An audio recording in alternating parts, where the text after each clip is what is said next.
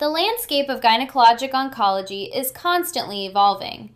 Learn how biomarkers fit into your patient's journey with ovarian cancer.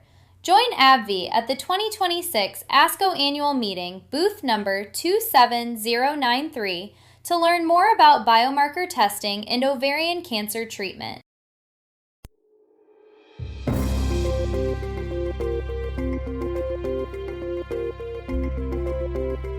Hello and welcome to the ASCO Daily News Podcast. I'm your host, Dr. Monty Pal. I'm a medical oncologist, professor and vice chair of academic affairs at City of Hope in Los Angeles. Now, I'm really delighted today to be joined by Dr. Chien, a professor of clinical medicine and medical director of breast oncology at the Helen Diller Family Comprehensive Cancer Center at the University of California, San Francisco.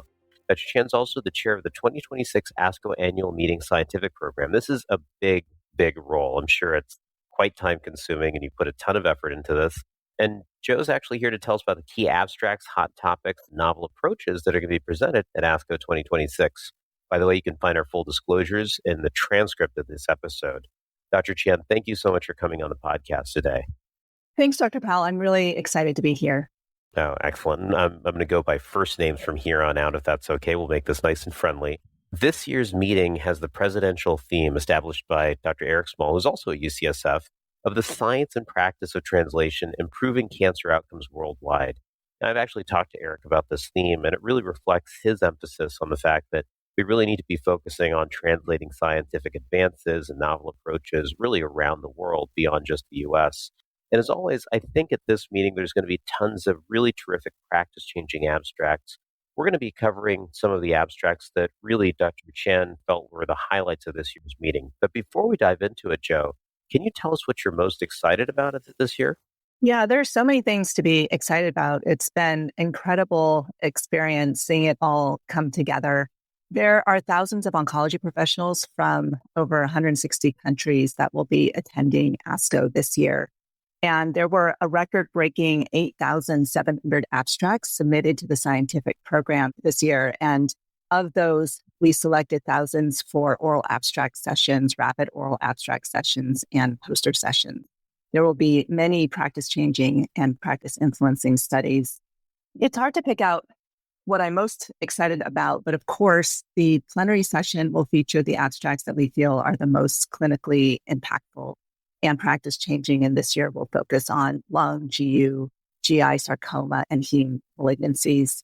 I also want to highlight every year there are 3 special clinical science symposium, and these are different than the clinical science symposia within the tracks. So these special CSSs, as we call them, they're focused on one theme and are meant to be cross-cutting across different disease tracks. So this year we have 3, and the first is around the clinical utility of ctDNA from early detection to treatment decisions, really going beyond just prognosis and how to really use ctDNA in the clinic. The second one is around clinical trials focused on patient-centered and patient-reported outcomes. And the third is focused on studies using AI for more personalized and accessible care. I mean, these are hot topics. I can't imagine meeting these days without an AI-based theme. Yeah, it's just changing so rapidly. And I think it's so important to keep up with rapid pace of change that we're seeing in the technology. So really, really exciting work. The education program also, I want to just put a plug in for that. There are over 100 sessions in the education program, and the education committee is so thoughtful about choosing topics and speakers that they think will provide the most practical and clinically relevant information in a variety of cancer settings. And as you know, as you said, Dr. Small's presidential theme this year is translating science research globally. So we have really charged the speakers to address how their research and their topic applies to resource-limited settings across the entire program, both education and science.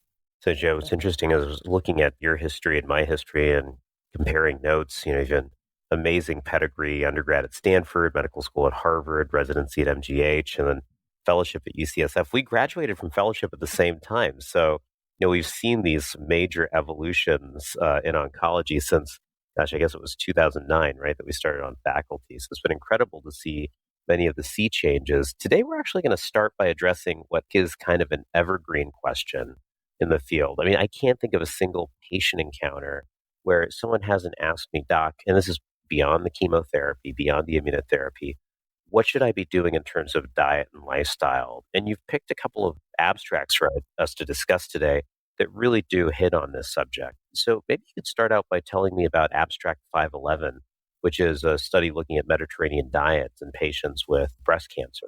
Yeah, I totally agree. It's been really exciting to see phase 3 lifestyle intervention studies being done and being successful. We saw this last year at ASCO with the challenge study, which was a phase 3 study showing that the intervention of structured exercise improves survival in patients with colorectal cancer.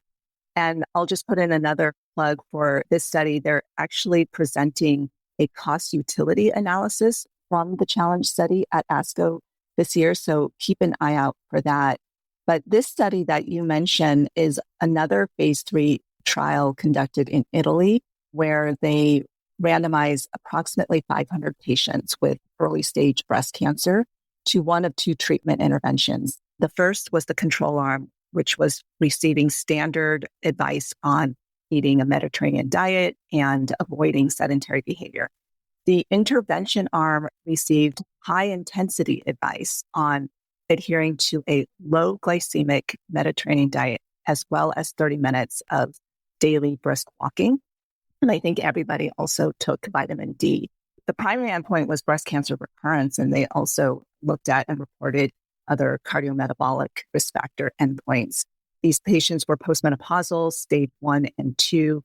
And what they showed was, while there was no difference in the breast cancer recurrence between the two arms, they did show that those who were more adherent to the intervention arm had a lower risk of recurrence. They also showed that the intervention arm did result in more weight loss and less metabolic syndrome. So I think this is really interesting because while it doesn't support any specific intervention, it supports that lifestyle modification can lead to improved cancer outcomes. And this may be mediated through weight loss and through the metabolic factors. So I just really think as a field, we're really making strides here. So really exciting work. And let me ask you, Joe, so you get back to clinic on Monday or Tuesday after ASCO. What is your recommendation on the basis of this trial? Because, it's interesting. There was improvement in recurrence risk, but maybe in the subset that was strongly adherent. Is this Mediterranean diet or, exercise regime something that you might prescribe to patients right away? Well, I don't know that we know exactly what diet, because, in these two arms, well, they actually both were recommended to have a Mediterranean diet. It's just that one also had brisk walking and one was more low glycemic diet. So I think it's hard to know exactly what to prescribe, so to say, in terms of the diet. But I think what I continue to emphasize is the importance of exercise, the association we are seeing across studies with weight loss associated with improved outcomes, exercise associated with improved outcomes. So I do counsel my patients to insert these lifestyle modifications, but which exact diet and what exact exercise program, I think this study doesn't necessarily answer, but I think it's consistent with other findings across studies. Yeah, and I'd hazard to guess it can't be a bad thing, right, for patients to undertake, a healthier diet, moderate exercise when we think about other outcomes, right? Absolutely. Yeah, and that sort of lends itself to the next study that I wanted to discuss with you, which is Abstract 12010, also known as the Be Wells trial. This is actually led by some of the heavyweights in the field of quality of life and these types of exercise interventions, namely Jennifer Ligabelt and Dana-Farber. This was an alliance clinical trial randomizing patients with stage 2 or 3 breast cancer to a 24-month lifestyle-based weight loss intervention or health education alone. So tell us a little bit about what this study identified. Yeah, and this study was also slightly different because they included breast cancer patients who had a BMI of 27 or higher. So really selecting patients who were overweight or obese. And as you said, a 24-month weight loss intervention with health education versus health education alone. And so this study, also a randomized phase 3 study, the primary outcome was invasive disease-free survival At this meeting, they are not reporting out on the invasive disease-free survival primary endpoint, but will be reporting out on patient-reported outcomes and symptoms, which were their secondary endpoints. And what they show is that at 6 months after intervention, the weight loss intervention plus health education arm resulted in better physical functioning, global physical and mental health, improved fatigue than just health education alone. What we want to see is whether the weight loss arm actually lost more weight. That I don't think is being reported out here. But I think we're seeing that exercise, weight loss, this can improve patient functioning and quality of life, which goes along with the other advantages of potentially improved cancer outcomes. Yeah, indeed. And tell us about that. Is there going to be a look at cancer-related outcomes at some point in this trial? Yes. So that's their primary endpoint. Got it. Yeah, that's very interesting. So I'm really keen on seeing whether or not that certainly improves in line with Challenge and perhaps the previous study that we looked at. I certainly think that would be of interest. Alongside dietary interventions, alongside exercise, the one thing I can't seem to get away from in clinic are questions around some of these new pharmacologic interventions. So, oftentimes we encourage diet and exercise routines really for the benefit of weight loss. But now we have GLP-1s, right? And GLP-1s are quite pervasive. We have a lot of patients who are taking them, usually, hopefully, with our knowledge. There's this really interesting abstract 3143, that looks at GLP-1s in the context of cancer-related progression. Can you tell us about that? Yeah, I agree. We've all heard about these agonists, which were first developed to treat diabetes. And I think the first one was approved in 2005. And since then, these GLP-1 agonists have really evolved for weight loss and now improvement in cardiovascular risk in high-risk patients. So, of course, I think the natural next question is whether GLP-1 agonists have any anti-tumor effect and whether they can improve cancer outcomes. Me too. I think I get asked by my patients at least once or twice a day or week at least about whether they should be on GLP-1 agonists to help prevent recurrence. So, seeing a number of abstracts submitted this year around GLP-1. This one that you mentioned is a study conducted by the TriNetX Global Health Research Network. This is, I think, one of the largest ones I've seen so far. And it identified over 10,000 patients with stage 1 to 3 cancer across a number of cancer types. And these patients initiated a GLP-1 receptor agonist after their diagnosis. And these patients were propensity matched 1-to-1 to controls. And this included breast, prostate, lung, HCC, RCC, pancreatic cancer. And they were matched across a number of factors that you would expect, such as BMI, smoking, comorbidities, glycemic control. And what they found was that those who were on a GLP-1 agonist had a statistically significant lower rate of progression to metastatic disease. And this was specific to 4 tumor types: breast, lung, colon, and HCC. And what was really interesting, I thought, was that the authors used TCGA data and found that the GLP-1 receptor expression correlated with overall survival, particularly in breast cancer. So while this is a retrospective study and there's limitations inherent to that with confounders, I think it's really interesting. It's a large study and just provides some rationale and support for doing a prospective randomized study with cancer outcomes as the primary endpoint. I think that there would be a lot of interest in that. I really encourage the audience to go check out this poster. It's going to be in one of the sessions of the meeting, and really take a look at the table. I'm sure they'll have it adapted on the poster that describes the hazard ratios for outcome here. I mean, these hazard ratios are impressive. If you're taking GLP-1s, that reduction and risk of progression as a hazard ratio of 0.5 in lung cancer, 0.57 in breast. And it's also quite notable that there are several cancers where there's not benefit. So for instance, I focus on renal cell. There, the hazard ratio for whatever reason is 0.95. There must be some biologic underpinnings of this. We always talk about, for instance, the obesity paradox in renal cell, where obesity is linked to the incidence of the disease, but for whatever reason is also linked to favorable outcomes with respect to therapy. This is really fascinating. On the same theme of pharmacologic interventions, and so forth. We're going to talk about something that our patients shouldn't be doing, obviously, and no one should be doing, which is smoking. We all are well aware of the risks associated with it. But one of the vexing issues that we have in clinic is just how we characterize smoking, right? I think since the days that you and I were medical students, we've been encouraged to characterize the essentially tobacco pack years, right? So if somebody smoked 2 packs a day for 30 years, that's 60 pack years. But I guess there's challenges in doing this on a routine basis. This is something oftentimes we're having our clinic staff do, and on a busy day, it may miscapture. The abstract that you picked out here, I think, is a really cool one because it talks about maybe simplifying that metric and just looking at tobacco smoking duration. Can you tell us a little bit about this? Yeah, I agree. I really like this study because I think it has the potential to change the way we decide who to screen for lung cancer.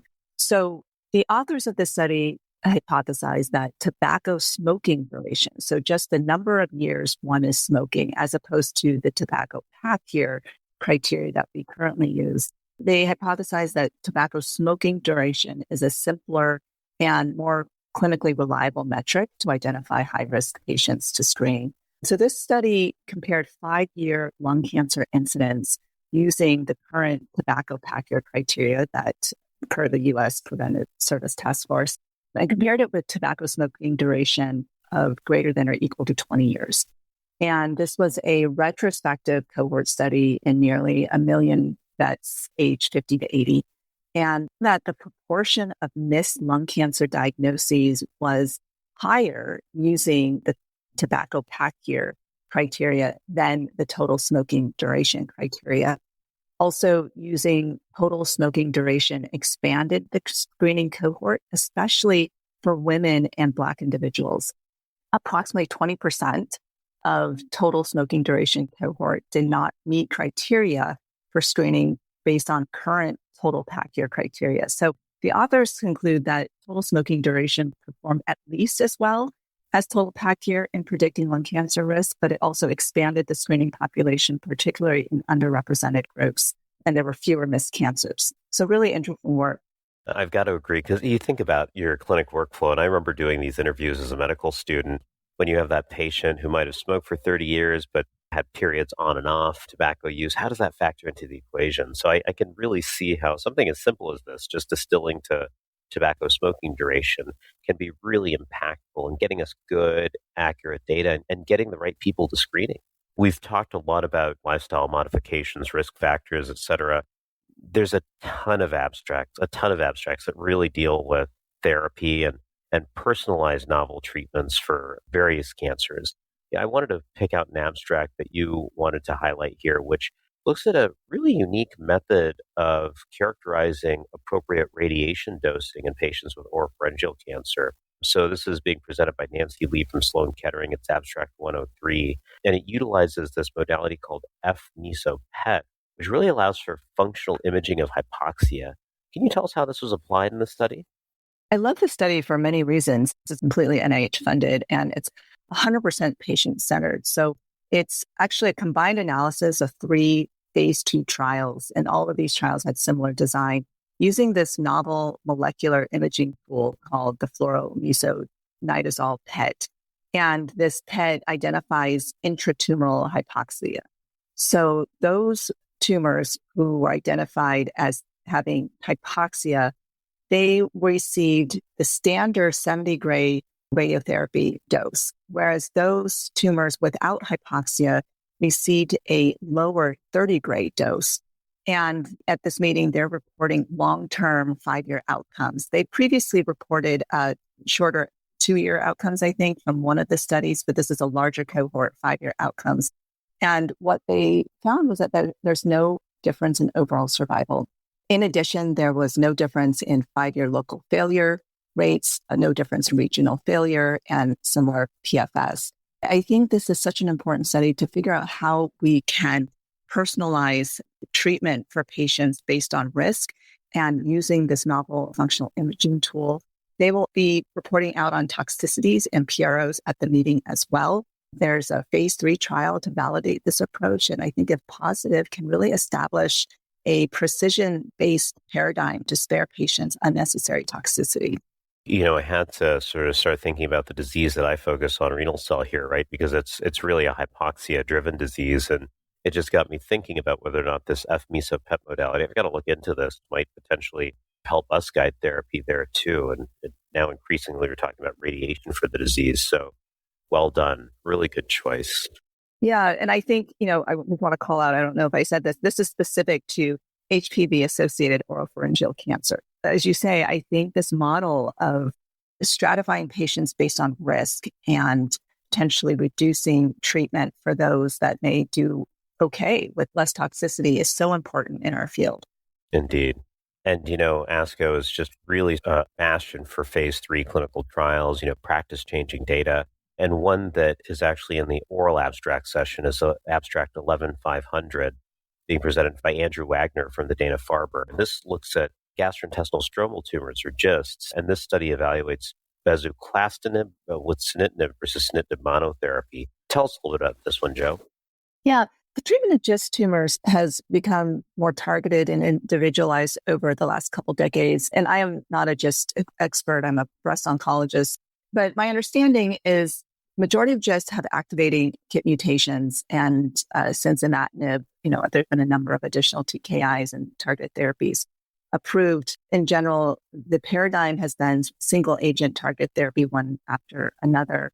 And imatinib first line, sunitinib is second line. And this study, which is the phase 3 PEAK study, will be presenting data around combination therapy. And so this trial randomized over 400 patients to bezuclastinib, which is a potent selected KIT tyrosine kinase inhibitor, which is better for exon 17, 18 mutations, whereas sunitinib, I think, is better for exon 13, 14. So they're randomizing patients to the combination of bezuclastinib and sunitinib versus sunitinib alone. And they found impressive improvement in PFS with the combination of 16 and a half months versus 9.2 with sunitinib alone. So that's a hazard ratio of 0.5, so 50% improvement, which is really great to see. The overall response rate was also significantly higher, but of course, the overall survival remains immature. These are highly anticipated results in a field that has historically been using single agent therapies. Indeed. I mean, I still remember some of the initial data coming out for GIST, with targeted therapies, imatinib, et cetera, and just being so blown away. And it's very, very promising. And I think heartening to see that the field continues to advance. I'm sure there are patients who progress beyond those standard therapies and, need other options. And I think it's also, asking, this approach of targeting one mutation at a time as they emerge versus the strategy of combining therapies and treating multiple resistance mutations at the same time. And of course, like all combination studies, toxicity is going to be really important to assess. However, based on what they have put in their abstract, it looks like the combination was very well tolerated with low discontinuation rates. Well, Joe, thank you so much. I mean, this has been an amazing primer on multiple very interesting abstracts that are going to be presented at ASCO 2026. I really want to thank you for all your hard work in building such a robust program this year. Our listeners can access links to the studies we discussed today in the transcript of this episode. Thank you so much. Thanks for having me. Oh, you got it. And to our listeners joining us today, be sure to catch up on my top takeaways from ASCO 26. These are going to be short episodes that will drop each day of the meeting. So subscribe to the ASCO Daily News podcast wherever you prefer to listen and join me for concise analyses of the meeting's key abstracts. The purpose of this podcast is to educate and to inform. This is not a substitute for professional medical care and is not intended for use in the diagnosis or treatment of individual conditions. Guests on this podcast express their own opinions, experience, and conclusions. Guest statements on the podcast do not express the opinions of ASCO. The mention of any product, service, organization, activity, or therapy should not be construed as an ASCO endorsement.